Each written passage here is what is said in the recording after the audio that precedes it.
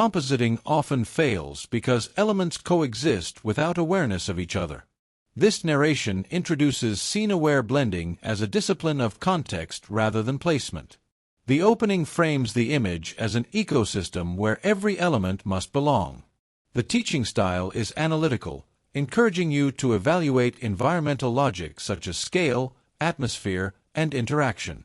The actionable insight lies in adjusting elements so they respond to the same imagined conditions. When alignment occurs, the composite stops looking assembled and starts feeling observed. The script concludes by reminding you that believable scenes are built on shared rules, even when those rules are invisible.